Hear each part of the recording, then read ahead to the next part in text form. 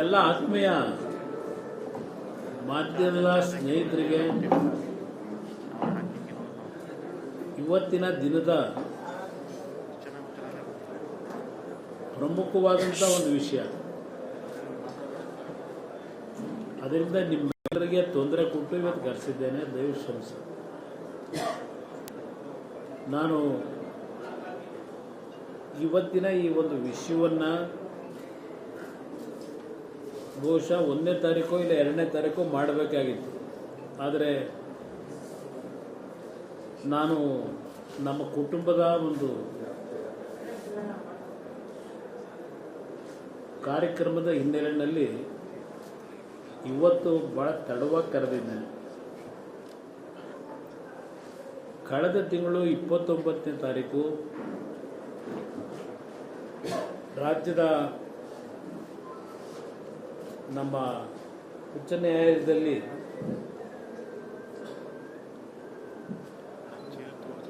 Double ಬೆಂಚ್ನಿಂದ ಒಂದು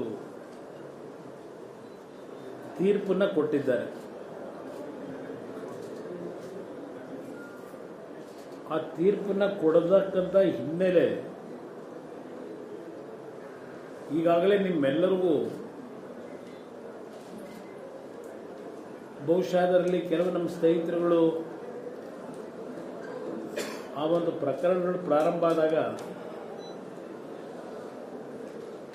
ಮಾಧ್ಯಮದಲ್ಲಿ ಕೆಲಸ ಮಾಡ್ತಾ ಇರದೇ ಇದ್ದವರು ಹೊಸದಾಗಿರೋರು ಇದ್ದೀರಿ. ಈ ಒಂದು ಪ್ರಕರಣ 1997ರಲ್ಲಿ ಬೆಂಗಳೂರು ಮೈಸೂರಿನ ನಡುವೆ ಒಂದು ಹೆದ್ದಾರಿಯನ್ನು ಮಾಡತಕ್ಕಂಥ ಕಾರ್ಯಕ್ರಮ ಮೊದಲು ಅಗ್ರಿಮೆಂಟ್ ಆಗಿದ್ದು ಸನ್ಮಾನ್ಯ ದೇವೇಗೌಡರು ಮುಖ್ಯಮಂತ್ರಿಗಳಿದ್ದಾಗ ಒಂದು ಅಗ್ರಿಮೆಂಟ್ ಆಯಿತು. ಒಂದು ಪ್ರಿಲಿಮಿನರಿ ಸ್ಟೇಜ್ನಲ್ಲಿ ಅಮೇರಿಕಾದಿಂದ ಒಬ್ಬರು ಗವರ್ನರ್ ಬಂದಿದ್ದರು. ಅವರ ಸಮ್ಮುಖದಲ್ಲಿ ದೇವೇಗೌಡರ ಸಮ್ಮುಖದಲ್ಲಿ ಒಂದು MOU ಆಗಿತ್ತು. ಅದಾದಮೇಲೆ ಸನ್ಮಾನ್ಯ ದೇವೇಗೌಡರು ದೆಹಲಿಗೆ ಹೋದರು ಪ್ರಧಾನಮಂತ್ರಿಗಳಾಗಿ. ಆಮೇಲೆ ಬಂದಂಥ ಸರ್ಕಾರದಲ್ಲಿ ಹಲವಾರು ಬೆಳವಣಿಗೆಗಳಾಗುವುದು. ಆ ಒಂದು ಯೋಜನೆಯನ್ನು ತೆಗೆದುಕೊಂಡಂಥ ಕಂಪನಿ ಏನಿದೆ ನೈಸ್ ಕಂಪನಿ ಅಂತಕ್ಕಂಥದ್ದು ಅವರಿಗೆ ಬೇಕಾದಂಥ ರೀತಿಯಲ್ಲಿ ಸರ್ಕಾರದಲ್ಲಿದ್ದಂಥ ಅಧಿಕಾರಿಗಳು, ಸರ್ಕಾರ ನಡೆಸ್ತಾ ಇದ್ದಂಥವ್ರನ್ನೂ ಸಹ ಒಳಗೊಂಡಂತೆ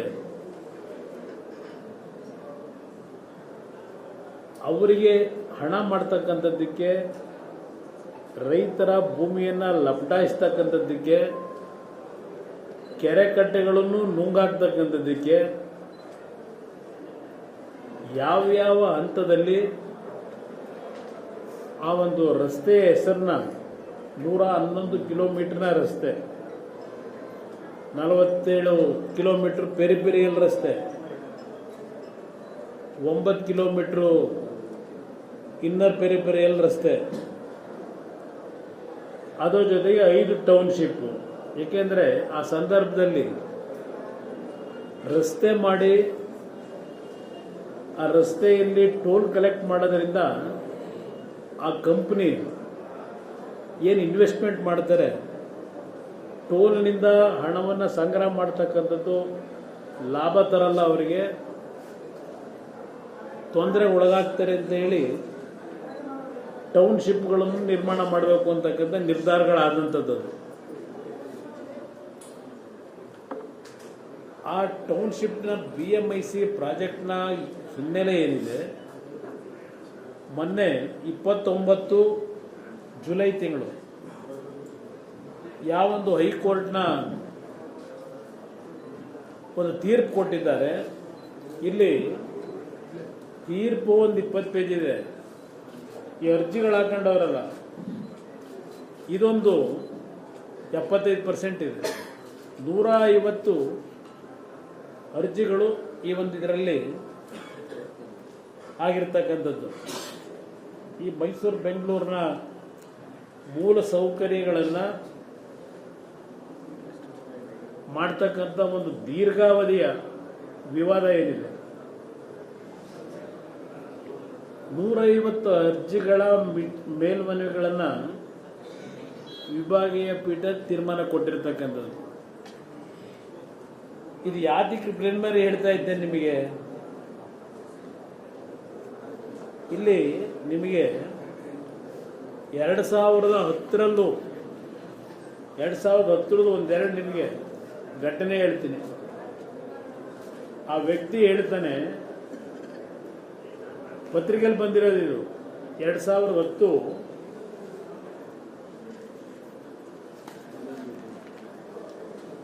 ಶನಿವಾರ 13 ಫೆಬ್ರವರಿ 2010 ಬಂದಿರ್ತಕ್ಕಂಥದ್ದು. ಹೇಳ್ತಾನೆ ಪಾಪ ರೈತರಿಗೆ, ಆ ಹೆಣ್ಮಗಳಿಗೆ, ಅಲ್ಲಿ ಟಾಯ್ಲೆಟ್ ಕಟ್ತಾನೆ, ಅದನ್ನು ಕೇಳೋಕೆ ನೀನು ಯಾರು? ನೈಸ್ ರಸ್ತೆಯಿಂದಾಗಿ ಭೂಮಿ ಕಳೆದುಕೊಂಡವರ ಗೋಳು. ಅವ್ರು ಹೇಳ್ತಕ್ಕಂಥ ಉದ್ದಡ ಥರದ ಮಾತುಗಳು ಹೇಗಾಗಿದೆ ನೀವೇ ಬರೆದಿದ್ದೀರಿ. ಕೇಣಿ ರಸ್ತೆಯಂಚಲ್ಲಿ ಸತ್ಯ ನೈಸ ಆದವರ ಕರುಳು ಹಿಂಡುವ ಕತೆ. ಇದು 2010ರಲ್ಲಿ ನೀವುಗಳು ಬರೆದಿದ್ದೀರಿ ಮಾಧ್ಯಮದ ಸ್ನೇಹಿತರು. ಇದು 2002ರಿಂದ ಪ್ರಾರಂಭ ಆಯಿತು. ಕಾರಣ, ದೇವೇಗೌಡರು ಪಾರ್ಲಿಮೆಂಟ್ಗೆ ಚುನಾವಣೆಗೆ ನಿಂತರು, ಬೈ ಎಲೆಕ್ಷನ್ಗೆ. ಆಗ ರೈತರುಗಳು ಬಂದು ಅವ್ರಿಗಾಗಿರ್ತಕ್ಕಂಥ ತೊಂದರೆಗಳನ್ನು ಯಾವ್ಯಾವ ರೀತಿ ರೈತರನ್ನ ಒಕ್ಕಲೆಬ್ಸಿದ್ದಾರೆ, ಬೀದಿಗೆ ತಂದಿದ್ದಾರೆ, ಒಂದು ನೈಸ್ನ ರಸ್ತೆ ಹೆಸರಿನಲ್ಲಿ, ಇದು ಎಲ್ಲವನ್ನ ಪ್ರಸ್ತಾಪ ಮಾಡಿದ್ರು. ಆಗ ದೇವೇಗೌಡರು 2002ನೇ ಇಸ್ವಿಯಿಂದ ಬಹುಶಃ 2018, 19, 20ರಲ್ಲೂ ಸಹ ಆ ರೈತರ ಪರವಾಗಿ ಧ್ವನಿ ಎತ್ತಿದ್ರು. ಅದಕ್ಕೆ ಆ ಕಂಪನಿ ಈ ದೇಶದ ಸಂವಿಧಾನದ ವ್ಯವಸ್ಥೆಗಳನ್ನು ದಾರಿ ತಪ್ಪಿಸಿ ಸುಳ್ಳು ದಾಖಲೆಗಳನ್ನು ಇಟ್ಟು ಪ್ರಾರಂಭಿಕ ಹಂತದಲ್ಲಿ ಹಲವಾರು ರೀತಿಯಲ್ಲಿ ದಾಖಲೆಗಳು ಅಂತೇಳಿ ತೀರ್ಪುಗಳನ್ನು ಪಡ್ಕೊಂಡ್ಬಿಟ್ಟಿದ್ರು. ಒಂದು ಬಾರಿ ಕೊನೆಗೆ ಅಂತಿಮವಾಗಿ ದೇವೇಗೌಡರು ರೈತರ ಪರವಾಗಿ ಹೋರಾಟ ಮಾಡಿದ್ದಕ್ಕೆ ಅದು ಏಕಾಂಗಿ ಹೋರಾಟ. ಜನತಾದಳದಲ್ಲಿ ಯಾವುದೇ ರೀತಿಯಲ್ಲಿ ಯಾವುದೇ ಸಂದರ್ಭದಲ್ಲೂ ನಾವು ರಾಜಿಗೆ ಒಳಗಾಗಿರಲಿಲ್ಲ. ಈ ಪಕ್ಷ, ನಾನು ಬೇರೆ ಪಕ್ಷಗಳ ಬಗ್ಗೆ ಚರ್ಚೆ ಮಾಡಲಿಕ್ಕೆ ಹೋಗೋದಿಲ್ಲ. ಈಗ ನಿರಂತರವಾಗಿ ನಾವು ಹೋರಾಟ ಮಾಡೋದು. ಅದಕ್ಕೆ ದೇವೇಗೌಡರು ಪಡೆದಂಥ ಪ್ರತಿಫಲ, ಒಬ್ಬ ಮಾಜಿ ಪ್ರಧಾನಮಂತ್ರಿ 3 ಕೋಟಿ ದುಡ್ಡನ್ನು ಕಟ್ಟಬೇಕು, ಆ ಒಂದು ಕಂಪನಿಯ ಯೋಜನೆಗೆ ಅಡ್ಡ ಮಾಡ್ತಾ ಇದ್ದಾರೆ ಅಂತೇಳಿ 3 ಕೋಟಿ ಕಟ್ಟಬೇಕು ಅಂತಕ್ಕಂಥ ಒಂದು ಹೊರೆ ಅವ್ರ ಮೇಲೆ ಹಾಕಿದ್ರು. ಇದು ಈ ರಾಜ್ಯ ಯಾವ ರೀತಿ ನಡ್ಕೊಂಡ್ ಬಂದಿದೆ ಅನ್ನೋದಕ್ಕೆ ಇದು ಹಿಂದೆ ಇರತಕ್ಕಂಥ ಒಂದು ಹಿನ್ನೆಲೆ. ಈಗ ಇಲ್ಲಿ ಜಡ್ಜ್ಮೆಂಟ್ ಈಗ ಬಂತಲ್ಲ ನೋಡಿ, ಈಗ 151 ಭಾಗ ಯಾವೊಂದು 2005ರಲ್ಲಿ 2006ರಲ್ಲಿ ಕೆಲವು ತೀರ್ಪುಗಳು ಸುಪ್ರೀಂ ಕೋರ್ಟ್ನಲ್ಲಿ ಏನು ಬಂತು ಅದನ್ನೇ ಇಟ್ಕೊಂಡು ಈ ವ್ಯಕ್ತಿ ಯಾವೊಂದು ಫ್ರೇಮ್ ವರ್ಕ್ ಅಗ್ರಿಮೆಂಟ್ ಅಂತಕ್ಕಂಥದ್ದು ಮಾಡಿದ್ರು 1997, 98ರಲ್ಲಿ. ಅದನ್ನು ಹಲವಾರು ರೀತಿಯಲ್ಲಿ 2002ರಲ್ಲಿ ಬದಲಾವಣೆಗಳು ಮಾಡ್ಕೊಂಡಿದ್ದು. ನಾನು ಆ ಸರ್ಕಾರಗಳು ಏನೇನು ಮಾಡಿದ್ದಾರೆ ಅದೆಲ್ಲ ನೀವು ಹೇಳಲಿಕ್ಕೆ ಹೋಗೋದಿಲ್ಲ, ಇದೆಲ್ಲ ಈಗ ಒಂದು ಕಡೆ ಇರಲಿ. ಅಂತಿಮವಾಗಿ ತೀರ್ಪು ಕೊಟ್ಟಿದ್ದು ಫ್ರೇಮ್ ವರ್ಕ್ ಅಗ್ರಿಮೆಂಟ್ನ ಆಧಾರದಲ್ಲಿ ಕೆಲಸ ಮಾಡುವಂತ ಹೇಳಿ. ಹಲವಾರು ಕಂಡೀಷನ್ಗಳು ಇತ್ತು. ಯಾವ ಕಂಡೀಷನ್ಗಳನ್ನು ಅವರು ಜಾರಿಗೆ ತರಲೇ ಇಲ್ಲ. ಇಲ್ಲಿ ಅಂತಿಮವಾಗಿ ಕೇಸ್ ಆಗಿರೋದು ಒಂದು ಸಿಂಗಲ್ ಜಡ್ಜ್ ಬೆಂಚಲ್ಲಿ ಒಂದು ತೀರ್ಪು ಕೊಡ್ತಾರೆ. ಅದನ್ನ ಮತ್ತೆ ಇವರು ಡಬಲ್ ಬೆಂಚ್ ಮುಂದೆ ತಗೊಂಡೋದ್ರು. ಸಿಂಗಲ್ ಬೆಂಚ್ನ ಜಡ್ಜ್ ಕೊಟ್ಟಂತ ಒಂದು ತೀರ್ಪಿನ ಆಧಾರದ ಮೇಲೆ. ಆಗ ಈ ಡಬಲ್ ಬೆಂಚ್ನಲ್ಲಿ ಈಗೇನು ತೀರ್ಪು ಕೊಟ್ಟಿದ್ದಾರೆ 28ನೇ ತಾರೀಕು ಜುಲೈ ತಿಂಗಳಿನಲ್ಲಿ, ಈ ಕಂಪನಿಯ ಹಗಲು ದರೋಡೆ, ಈ ಕಂಪನಿಯ ಜೊತೆಯಲ್ಲಿ ಸರ್ಕಾರ ಯಾತಕ್ಕೆ ಮೌನಿಕ ಶರಣಾಗಿದ್ದಾರೆ ಹೇಳ್ತಾರೆ.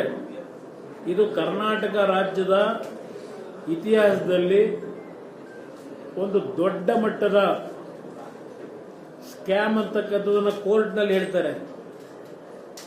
ಕರ್ನಾಟಕ ರಾಜ್ಯದ ಒಂದು ದೊಡ್ಡ ಸ್ಕ್ಯಾಮ್ ಇದು ಅಂತ ಹೇಳಿ ಈ ವ್ಯಕ್ತಿಯ ಬಗ್ಗೆ ಹೇಳ್ತಾರೆ.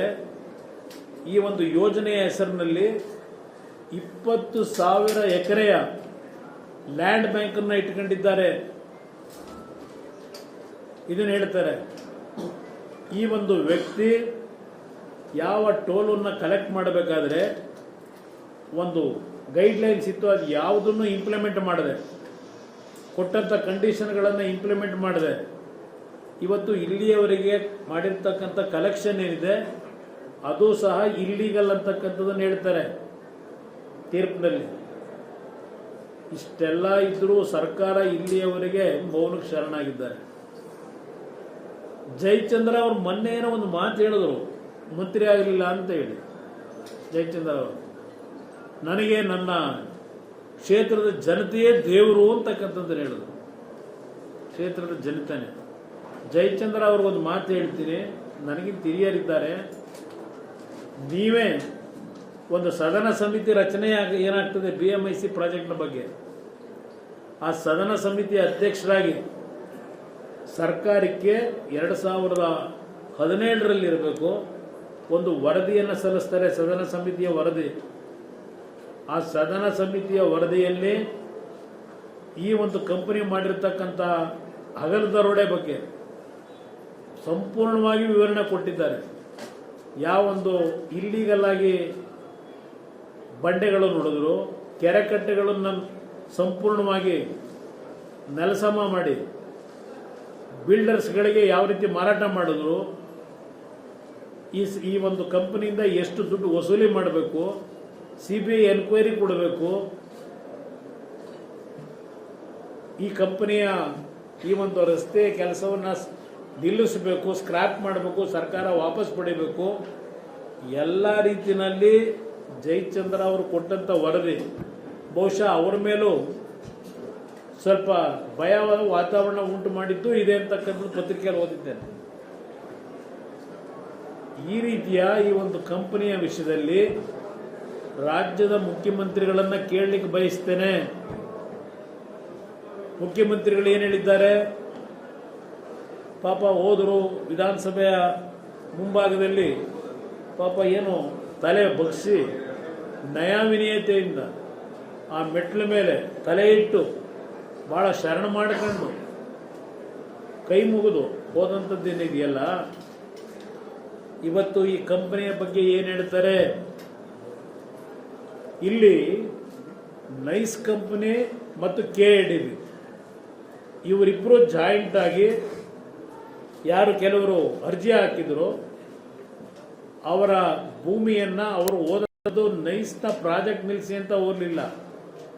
ಆ ಅರ್ಜಿದಾರರು ಅವರು ಓದಂಥದ್ದು ನಮ್ಮ ಭೂಮಿಗಳನ್ನು ಏನು ಅಕ್ವಿಸೇಷನ್ ಮಾಡ್ಕೊಂಡಿದ್ದಾರೆ, ನಮಗೆ ಕಾಂಪನ್ಸೇಷನ್ ಕೊಟ್ಟಿಲ್ಲ, ಅವಾರ್ಡನ್ನ ಮಾಡೋಕ್ಕಾಗಿಲ್ಲ, ಹಲವಾರು ವರ್ಷಗಳಾಯಿತು ಅಂತ ಹೇಳಿ ಆ ಒಂದು ರೈತರು ಕೋರ್ಟ್ಗೆ ಹೋದಾಗ ಅಂತಿಮವಾಗಿ ಒಂದು ಸಿಂಗಲ್ ಬೆಂಚ್ ಜಡ್ಜ್ನಲ್ಲಿ ಕೊಟ್ಟಂಥ ತೀರ್ಪಿನ ಒಂದು ವಿಷಯವನ್ನು ಮತ್ತೆ ಡಬಲ್ ಬೆಂಚ್ಗೆ ಹೋಗ್ತಾರೆ. ಡಬಲ್ ಬೆಂಚ್ಗೆ ಹೋಗ್ತಕ್ಕಂಥದ್ದು KIDB ಮತ್ತು ನೈಸ್ ಕಂಪನಿ. KIDB ಸರ್ಕಾರದ ಒಂದು ಅವಿಭಾಜ್ಯ ಅಂಗ. ಇಲ್ಲಿ KIDB ಮತ್ತು ಇವರು ನೈಸ್ ಕಂಪನಿ ಹೋದಾಗ ಅಲ್ಲಿ KIDB ಅಧಿಕಾರಿಗಳು, ನಮ್ಮ ಲಾಯರ್ಗಳು, ನೈಸ್ ಕಂಪನಿಯ ಮಾಲೀಕರುಗಳ ಲಾಯರ್ಗಳು ವಾದ ಮಾಡ್ತಕ್ಕಂಥದ್ದೇನು? KIDB ಅವರು ಏನೊಂದು ಅವರ ಆ್ಯಕ್ಟ್ ಇದೆ, ಒಂದು ಬಾರಿ ನೋಟಿಫಿಕೇಶನ್ ಮಾಡಿ ಅಕ್ವಿಸೇಷನ್ನ ಮಾಡ್ಕೊಂಡಿದ್ದೇವೆ ಅಂತ ಹೇಳಿ ಪ್ರೋಸೆಸ್ ಶುರು ಮಾಡಿದ್ರೆ, ಆ ಪ್ರೋಸೆಸ್ ಆದ ತಕ್ಷಣವೇ ಆ ಒಂದು ಭೂಮಿ ಯಾವುದೇ ರೈತನ ಭೂಮಿ ಅದು ಸರ್ಕಾರದ ಸುಪರ್ದಿ ಹೋಗ್ತದೆ, ಆಸ್ತಿ ಆಗಿ ಹೋಗ್ತದೆ. ಎಲ್ಲ ಎನ್ಕಂಬನ್ಸ್ ಎಲ್ಲ ಸರ್ಕಾರದ ಹೆಸರಿನಲ್ಲಿರುತ್ತೆ. ನಾವು ಕಾಂಪನ್ಸೇಷನನ್ನು ಇಷ್ಟು ದಿನದಲ್ಲಿ ಕೊಡಬೇಕು ಅಂತಕ್ಕಂಥದ್ದು ನಮ್ಮಲ್ಲಿ ಇಲ್ಲ. ಅದು ಎಷ್ಟು ವರ್ಷಗಳು ಬೇಕಾದರೂ ಆಗ್ಬೋದು ಅವಾರ್ಡ್ ಕೊಡಲಿಕ್ಕೆ. ಇದೆಲ್ಲವನ್ನು ವಾದ ಮಾಡಿದ್ದಾರೆ ಇಲ್ಲಿ ಸುಪ್ರೀಂ ಕೋರ್ಟ್, ಹೈಕೋರ್ಟ್ನಲ್ಲಿ. ಯಾವಾಗ ಬೇಕಾದರೂ ಕೊಡ್ಬೋದು ಇಷ್ಟ ಬಂದಾಗ. 20 ವರ್ಷ ಆಗಿದೆ. ಆ ರೈತರು ಭೂಮಿ ತಗೊಂಡು ದುಡ್ಡು ಕೊಟ್ಟಿಲ್ಲ ಇನ್ನು KDB ಅವರು ಈ ಮಾಲೀಕನಿಗೆ ಜಮೀನು ಬರ್ಕೊಟ್ಟವ್ರೆ. ಇವನು ಅದನ್ನ ಯಾರೋ ಲ್ಯಾಂಡ್ ಡೆವಲಪರ್ಗಳಿಗೆ ಸಿಕ್ಕಿದವ್ರಿಗೆಲ್ಲ ಮಾರಾಟ ಮಾಡ್ಕೊಂಡಿದ್ದಾನೆ. ಇದೆಲ್ಲ ಮಾಹಿತಿಗಳನ್ನು ಇವತ್ತು ಸುಪ್ರೀಂ ಕೋರ್ಟು ಇವತ್ತೇನು ತಂದಿದ್ದಾರೆ. ನಿಮಗೆ ಇಲ್ಲಿ ಎಲ್ಲ ವಿಷಯಗಳನ್ನ ಏನೇಳಿ ಇಟ್ಟಿದ್ದಾರೆ ನಿಮ್ಗೆ ಗಮನ. ಈಗ ಇಲ್ಲಿ ಅದಿರಲಿ ಹೇಳ್ತೀನಿ. ಇಲ್ಲಿ ಇವರು ಈ ತೀರ್ಪು ಕೊಟ್ಟಿರ್ತಕ್ಕಂಥದ್ದು ಈ ಸರ್ಕಾರದ ಬಗ್ಗೆ ಯಾತಕ್ಕೆ ಮೌನವಾಗಿದ್ದಾರೆ ಅಂತಕ್ಕಂಥದ್ದು ಒಂದು ಹೇಳ್ತಾರೆ ಇಲ್ಲಿ ತೀರ್ಪಿನಲ್ಲಿ. ಈ ವಿಷಯದಲ್ಲಿ ಇಲ್ಲಿ ಯಾವ ಒಂದು ಪರಿಹಾರ ಕೊಡ್ತಕ್ಕಂಥದ್ದಕ್ಕೆ ಅವಧಿ ನಮಗೆ ಮುಖ್ಯ ಇಲ್ಲ, ನಾವು ಎಷ್ಟು ದಿವಸ ಬೇಕಾದ್ರೂ ತಗೋಬಹುದು ಅಂತ ಇಲ್ಲಿ ಹೇಳ್ತಾರೆ. ಒಂದು ಕಡೆ ನಮ್ಮ KDB ದುಡ್ಡು ಕೊಟ್ಟಿಲ್ಲ. ಇಲ್ಲಿ ಇನ್ನೊಬ್ರು ಪಾಪ ಇದೆಲ್ಲ ಡೀಟೇಲ್ ನಿಮಗೆ ಕಾಪಿಗಳು ಬೇಕಾದ್ರೂ ಕೊಟ್ಟುಬಿಡ್ತೀನಿ, ಓದ್ಲಿಕ್ಕೆ ಹೋದ್ರೆ ನಿಮಗೆ ಸ್ವಲ್ಪ ಸಮಯ ಜಾಸ್ತಿ ಆಗ್ಬೋದು ಅಂತೇಳಿ ನಾನು ಹೇಳ್ತಾ ಇಲ್ಲ. ಒಂದು ನಿಮ್ಮ ಗಮನಕ್ಕೆ ಇನ್ನೊಂದು ತರ್ತೀನಿ. ಪಾಪ ಯಾರೋ ಒಬ್ರು ಇಲ್ಲಿ ಒಂದು ಲೆಟರ್ನ ನಮ್ಮ secretary Bengaluru Mysuru infrastructure corridor area planning authority ಇವರಿಗೆ ಡೇಟ್ 28/11/23 ಲೆಟರ್ ಬರೀತಾರೆ. ಒಬ್ಬರು ಅವ್ರ ಲ್ಯಾಂಡನ್ನು ಸುಪ್ರೀಂ ಕೋರ್ಟ್ನಲ್ಲಿ ನಾಗಭೂಷಣ ಅಂತ ಹೇಳಿ ಪಾಪ ಅವರು ಹೋಗಿ ಅರ್ಜಿ ಹಾಕ್ತಾರೆ. ಅಲ್ಲೂ ಸಹ ಆ ನಾಗಭೂಷಣ ಮೇಲೆ 10 ಲಕ್ಷ ರೂಪಾಯಿ ದಂಡ ಹಾಕ್ತಾರೆ. ಕಾರಣ ಕೋರ್ಟ್ನಲ್ಲಿ ಹಲವಾರು ಮಾಹಿತಿಗಳನ್ನು ತಪ್ಪು ಮಾಹಿತಿಗಳನ್ನು ಕೊಟ್ಟು ಅವ್ರಿಗೆ ಬೇಕಾದಂಥ ರೀತಿಯಲ್ಲಿ ತೀರ್ಪುಗಳು ತಗೊಂಡಿರ್ತಾರೆ. ಇದೆಲ್ಲ ಅಲ್ಟಿಮೇಟ್ಲಿ ಪ್ರೂವ್ ಆಗುತ್ತೆ. ಈಗ ಇವರು ಲ್ಯಾಂಡು ಇಲ್ಲಿ ಯಾವೊಂದು ನಮ್ಮ ಕೆಂಗೇರಿ ಹತ್ರ ಇರ್ತಕ್ಕಂಥ ಇವ್ರ ಭೂಮಿ ಏಕಾಏಕಿ ಕೇಳಿದೆ ಹೋಗಿ ಲ್ಯಾಂಡ್ನ ಅಕ್ವೈರ್ ಮಾಡ್ಕೊತಾರೆ. ಇಲ್ಲಿ ಅಕ್ವೈರ್ ಮಾಡ್ಕೊಂಡು ದುಡ್ಡು ಕೊಡಲ್ಲ. ನನ್ನ ಜಾಗ ಅಂತ ಹೇಳಿದರೆ ಅವರಿಗೆ ಇಲ್ಲಿ ಜಾಗ ನಿಂದು ಅಂತ ಹೇಗೆ ಹೇಳ್ತೀಯಪ್ಪ ಅಂತ. ಇಲ್ಲಿ ಏನಾಗಿದೆ, ಆ ರಸ್ತೆ ಮಾಡ್ತಕ್ಕಂಥ 2-3 ಕಿಲೋಮೀಟರ್ ಏರಿಯಾದಲ್ಲಿ ಇಷ್ಟ ಬಂದಂಗೆಲ್ಲ ಭೂಮಿಗಳನ್ನು ಖರೀದಿ ಮಾಡ್ಕೊಂಡಿದ್ದಾರೆ. ಖರೀದಿ ಅಂತ ತಗೊಂಡಿದ್ದಾರೆ, ವಶಪಡಿಸ್ಕೊಂಡಿದ್ದಾರೆ. ಇದು ನಡೆದಿರ್ತಕ್ಕಂಥ. ಇಲ್ಲಿ ನಿಮಗೆ ಕೊನೆ 2 ಲೈನ್ ಹೇಳ್ತೀನಿ ನಿಮಗೆ ಯಾವ ರೀತಿ ಇದೆ ಅಂತ ಹೇಳಿ. It appears that the BMICP may be one of the biggest scam in the state of Karnataka, and it demonstrates how a state which is the trustee of the natural resources on behalf of the citizens can allow the private interest to flourish in utter violation of the constitutional mandate. ಈ ಒಂದು ಸರ್ಕಾರ ಜನರ ಒಂದು ರಕ್ಷಣೆ ಮಾಡತಕ್ಕಂಥ trustee ಆಗಬೇಕಾದಂಥವ್ರು ಯಾವುದೋ ಒಂದು ಕಂಪನಿಗೆ ದುಡ್ಡು ಹೊಡೆಯತಕ್ಕಂಥ ಕೆಲಸಕ್ಕೆ ಮೌನಿಕ ಯಾಕೆ ಶರಣರಾಗಿದ್ದಾರೆ ಅಂತಕ್ಕಂಥ ಪ್ರಶ್ನೆ ಮಾಡ್ತಾರೆ.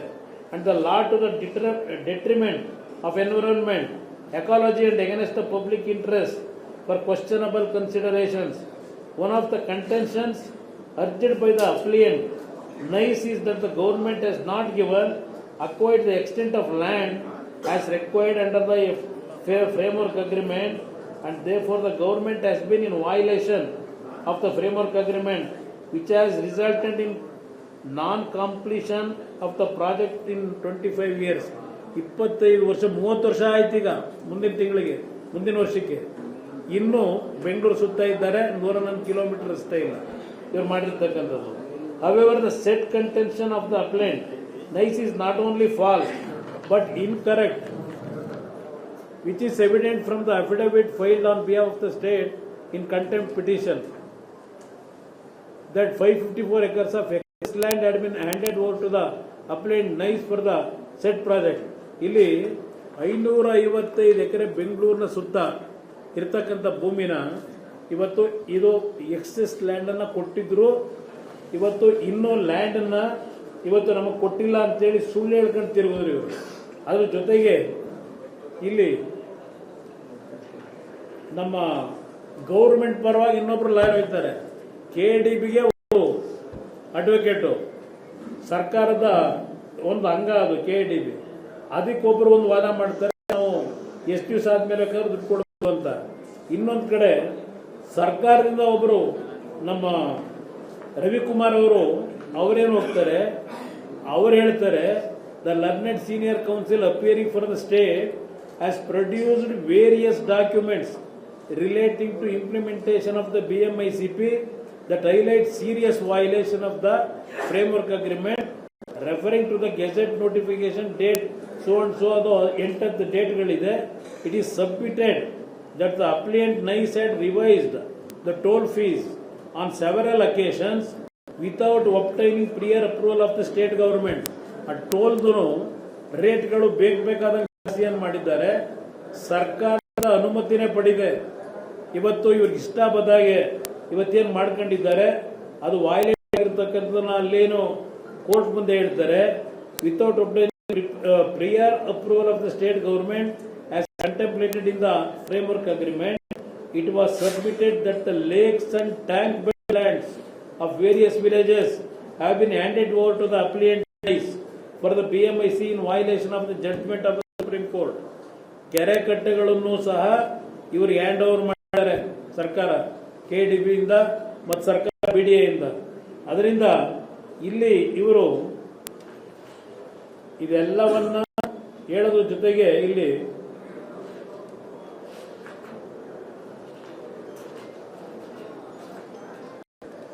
ಎಷ್ಟೆಷ್ಟು ದುಡ್ಡು ಸಂಪಾದನೆ ಮಾಡಿದ್ದಾರೆ, ಯಾರ್ಯಾರಿಗೆ ಇವರು ಯಾವ್ಯಾವ ರೇಟಿಗೆ ಸೇಲ್ ಮಾಡಿದ್ದಾರೆ ಅನ್ನೋದನ್ನು ಸಹ ಇಲ್ಲಿ ಕೋರ್ಟ್ನಲ್ಲಿ ಇದೆಲ್ಲವನ್ನ ತಂದಿದ್ದಾರೆ.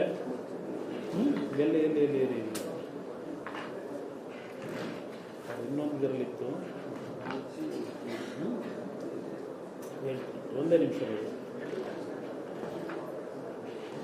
ಸ್ವಲ್ಪ ಮೂಡು.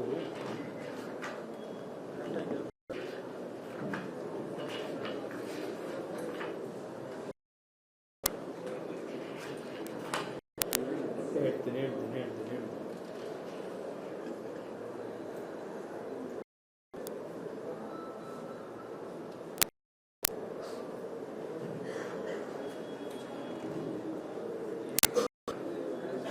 ಇಲ್ಲಿ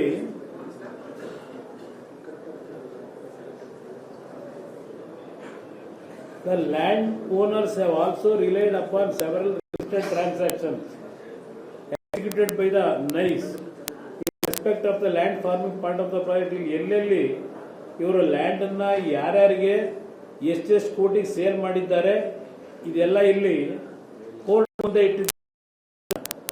ಇದು ಉಮ್ಮಂಗ ರಿಯಲ್ ಟೆಕ್ ಪ್ರೈವೇಟ್ ಲಿಮಿಟೆಡ್ ಅನ್ನೋರಿಗೆ 10 ಎಕರೆ ಕೊಡ್ತಾರೆ ಮಾರಾಟ, ಮಾಧವರ ವಿಲೇಜ್ ನಲ್ಲಿ. ಅಲ್ಲಿಂದ ದಮನಾಂಗಿ developers private limited Kengeri village ನಲ್ಲಿ 20 ಎಕರೆ. ಅಲ್ಲಿಂದ SBK ಪ್ರಾಪರ್ಟೀಸು 14/1/15 12 ಎಕರೆ. ಅಲ್ಲಿಂದ Pilganahalli village and a sale agreement dated 15/4/2005 executed with Darshith housing private limited 13 acres. ಹೀಗೆ ಲ್ಯಾಂಡ್ ಅನ್ನ ಇವ್ರಿಗೆ ಇಷ್ಟ ಬಂದಾಗೆ ಸ್ವೇಚ್ಛಾಚಾರವಾಗಿ ಇಲ್ಲಿ ಇದು ಮಾರಕ್ ಬರಲ್ಲ, ಲ್ಯಾಂಡ್ ಡೆವಲಪರ್ಸ್ಗೆ ಕೊಡಕ್ ಬರಲ್ಲ. ಇದೆಲ್ಲ ವೈಲೇಟ್ ಮಾಡಿರ್ತಕ್ಕಂಥದ್ದು. ಇಷ್ಟೆಲ್ಲ ಇವರು ಮಾಡ್ಕೊಂಡು ಅದ್ರ ಜೊತೆಗೆ ಟೋಲ್ನಲ್ಲಿ during the financial year 2014-15 the company disclosed receipt of approximately 2,706 million from the sale of developed land as against toll collections of approximately 1,879 million.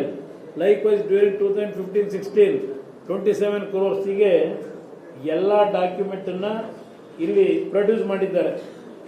ಈ ಕಂಪನಿ ಏನೇನು ದುರ್ವ್ಯವಹಾರಗಳನ್ನು ಮಾಡ್ಕೊಂಡಿದ್ದಾರೆ ಇದೆಲ್ಲ ಏನಿದೆ ಇದು ಅದರ ಜೊತೆಗೆ ಇಲ್ಲಿ ಒಂದು